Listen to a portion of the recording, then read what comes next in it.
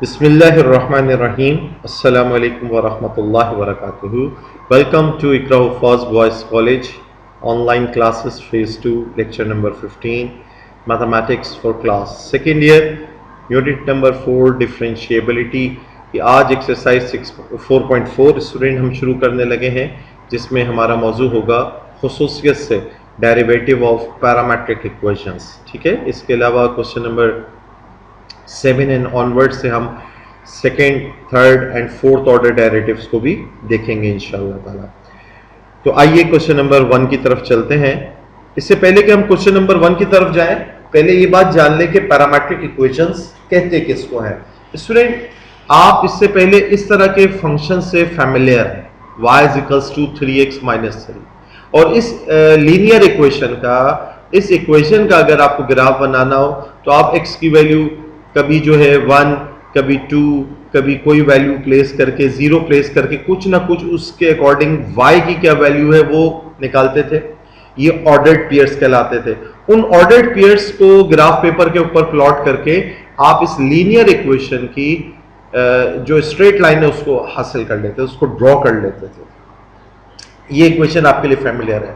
Student, इस straight line जिसको draw किया गया है, इसके हर पॉइंट के ऊपर, हर ऑर्डर्ड पेयर के ऊपर एक x की वैल्यू है और एक y की वैल्यू है।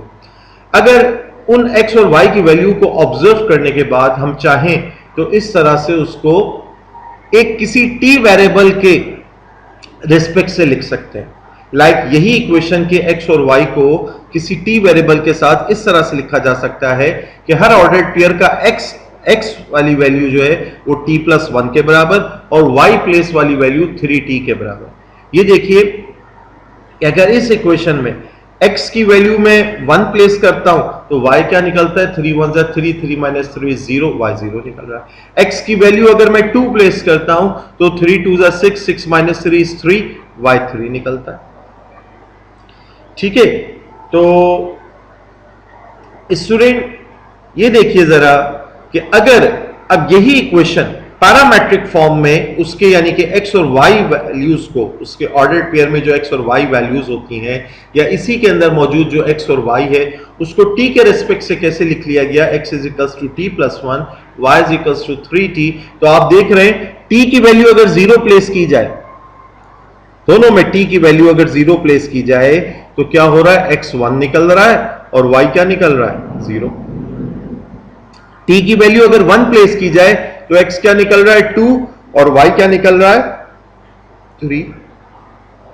तो वही पैरामेट्रिक वही इक्वेशन, लीनियर इक्वेशन जो कि x और x की वैल्यू प्लेस करने पे y और फिर कोई x की वैल्यू प्लेस करने पे y दे रही थी, पैरामेट्रिक फॉर्म में लिखने के बाद t की वैल्यूज प्लेस करने पे x वही हासिल हो रहा है, y वही हासिल हो रहा है जो इस तरीके से हासिल हो रहा है। तो गोया पैरामेट्रिक इक्वेशंस जो है आपकी किसी इक्वेशन के से हासिल होने वाले जो ऑर्डर्ड पेयर्स में x और y प्लेस वाली वैल्यूज हैं उसको किसी एक वेरिएबल t के अकॉर्डिंगली लिखने से हासिल होती है।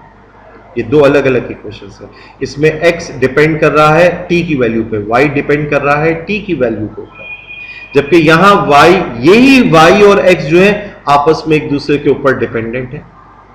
y is a function on x, y is dependent on x, या x डिपेंडेंट ऑन y भी लिखा जा सकता है इसके अंदर। तो इस तरह की इक्वेशंस पैरामेट्रिक इक्वेशंस कहलाती हैं। इसमें अगर आपको पैरामेट्रिक इक्वेशंस दे दी जाए और कहा जाए dy/dx बता दो, ये आपको नहीं मालूम है, आपको पैरामेट्रिक इक्वेशंस दी जाए और कहा जाए dy/dx बता दो, तो स्टूडेंट हम क्या करेंगे, d/dt of this x calculate करेंगे, क्योंकि x एक वेरिएबल है जो कि t के ऊपर बेस कर रहा है। x is a function on t, तो d/dt derivative of x with respect to t variable करेंगे, dx/dt आएगा, और इधर d/dt ऑफ y करेंगे क्योंकि y is dependent on t, y is a function on t, तो d/dt ऑफ y dy/dt निकल आएगा इधर से। ये dy/dt को जब मल्टीप्लाई करेंगे अगर हम dt/dx से, dy/dt को अगर यहां से जो dx/dt निकला है उसका रेसिप्रोकल dt/dx से जब मल्टीप्लाई करेंगे, या dy/dt को जब dx/dt से डिवाइड कर देंगे, तो फाइनली वी गेट dy/dx, जो हमारी रिक्वायरमेंट है। D y upon d x. ये जो हम d y upon d t को d x upon d t से डिवाइड करेंगे, ये कहलाता है चेन रूल। हमने डायरेक्ट जो है वो d y upon d x नहीं निकाल सके, हमने इससे निकाला d x upon d t, इससे निकाला d y upon d t, और d y upon d t को मल्टीप्लाई कर दिया d t upon d x से, या यूं कह लें d y upon d t को डिवाइड कर दिया d x upon d t से, डी टी से कैंसिल हो गया, और finally we get d y over d x.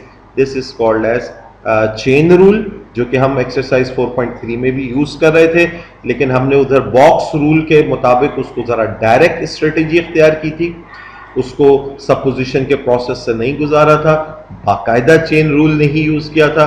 यहां पर अब जो है हम चेन रूल को फॉलो कर रहे हैं।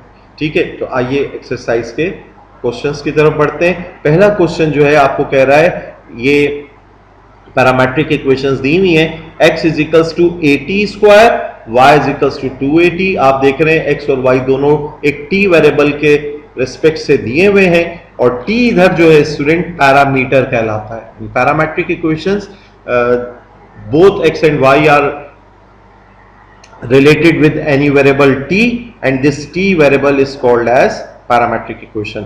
आपने dy upon dx मालूम करना है at a specific point t is equals to 1 के ऊपर।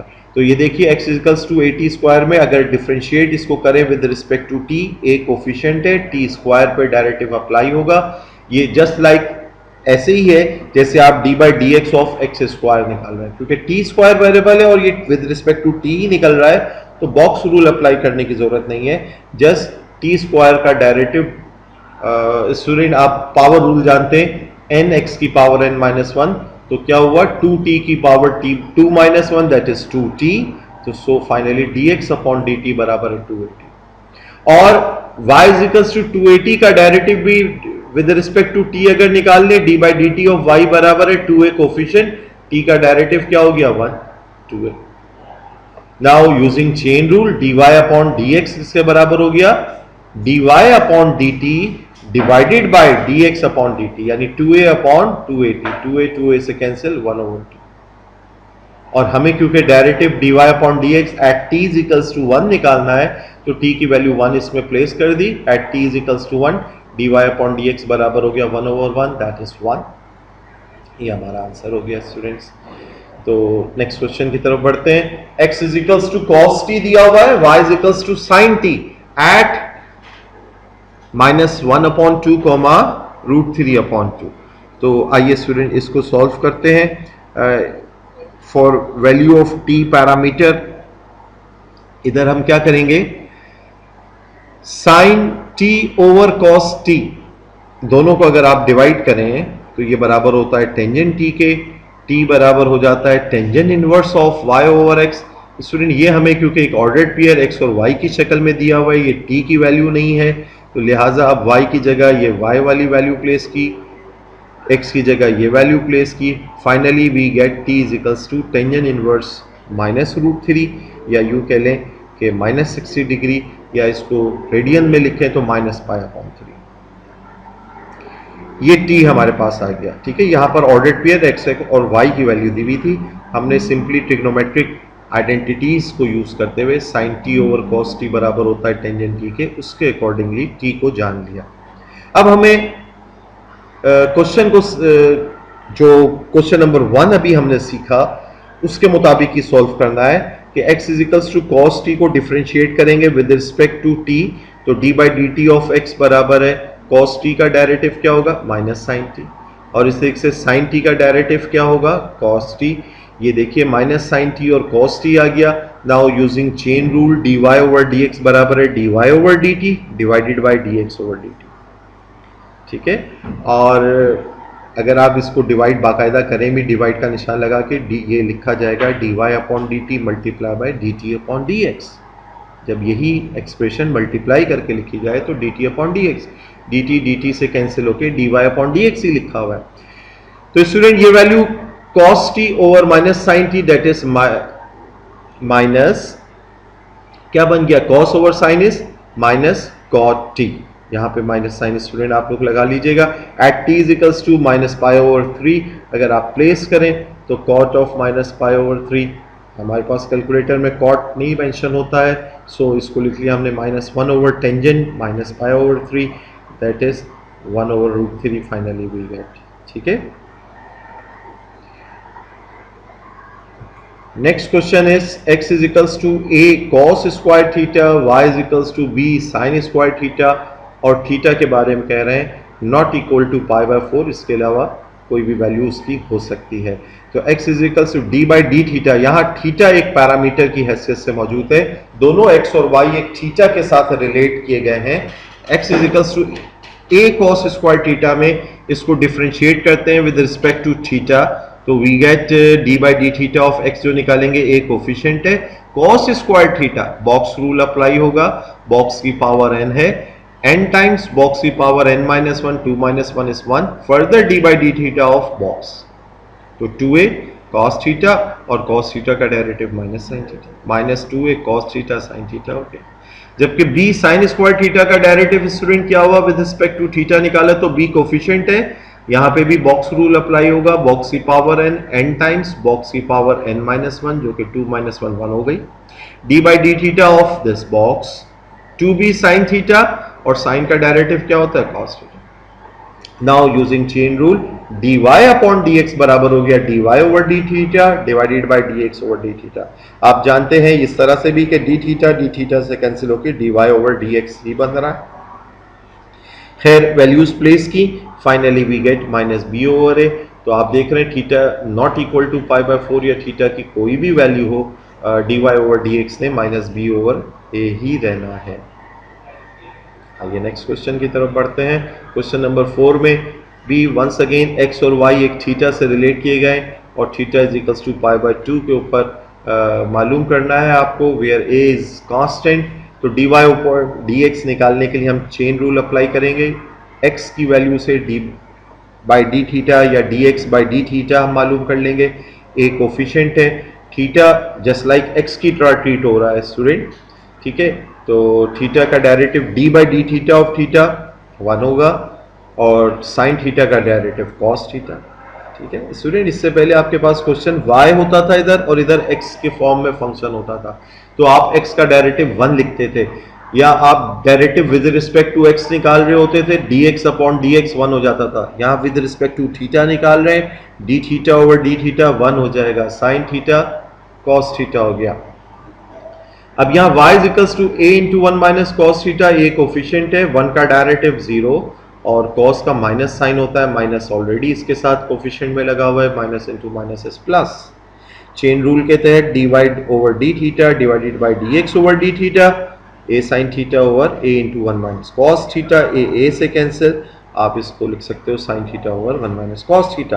Eight theta is equals to π/2, यानी कि 90 डिग्री के ऊपर क्या होगा, साइन 90 डिग्री 1 होता है, कॉस 90 डिग्री 0 होता है, 1 over 1 minus 0 is 1 over 1, that is 1। आइए last and final question of today's video lecture की तरफ बढ़ते हैं। फाइंड dy अपॉन dx निकालने को कहा गया है व्हेन x की value ln t plus sin t है, जबकि y की वैल्यू e की power t plus cos t है, वेयर इट एग्जिस्ट, जहां पर t एग्जिस्ट करे वहां पर आप मालूम कर लें, एट t ही रहने दीजिएगा। स्टूडेंट इसमें आप देख रहे हैं, रिकॉल करें अपने डेफिनेशन पैरामेट्रिक इक्वेशंस की, कि आप देख रहे हैं कि x और y variable both dependent on a single variable t के ऊपर बेस कर रहा है, ठीक है, उसकी वैल्यू के ऊपर बेस कर रहा है। तो x is equals to ln t plus sine t, इसको d/dt अगर हम निकालें तो हमारे पास क्या आएगा, dx ओवर dt बराबर है ln t के ऊपर अलग डेरिवेटिव अप्लाई होगा, साइन t पे अलग। ln का डेरिवेटिव स्टूडेंट आप जानते हैं 1 अपॉन t, क्योंकि ये विद रिस्पेक्ट टू t निकाला जा रहा है, तो इधर t जो है वो बॉक्स की हैसियत नहीं रखता, x जैसी हैसियत रखता है। साइन t का डेरिवेटिव cos t, इधर स्टूडेंट e की पावर t का डेरिवेटिव e की पावर t ही होता है, cos t का derivative minus sign t। Now using chain rule dy over dx बराबर है dy over dt over dx over dt, and by placing the values we finally get e की power t माइनस sign t over 1 over t plus cos t। कोई मजीद simplification ऐसा सच नहीं हो रहा, आप चाहें तो इधर डिनोमिनेटर में एलसीएम लेकर फिर कोई प्रेजेंटेशन चेंज कर सकते हैं, लेकिन कोई सिंप्लीफिकेशन ऐसा सच नहीं हो रही। तो स्टूडेंट, आज के वीडियो लेक्चर में आपने सबसे अहम बात तो ये जानी कि पैरामेट्रिक इक्वेशंस किस तरह से नज़र आती हैं अपीयरेंस वाइज। ठीक है, तो इंशाल्लाह नेक्स्ट वीडियो लेक्चर में हम पैरामेट्रिक इक्वेशंस को से रिलेटेड एक दो क्वेश्चंस को टच करते हुए second, third order, fourth order derivatives की तरफ बढ़ेंगे। जज़ाकल्लाहु खैर, सी यू नेक्स्ट टाइम इंशाअल्लाह। अस्सलामु अलैकुम व रहमतुल्लाहि व बरकातुहू।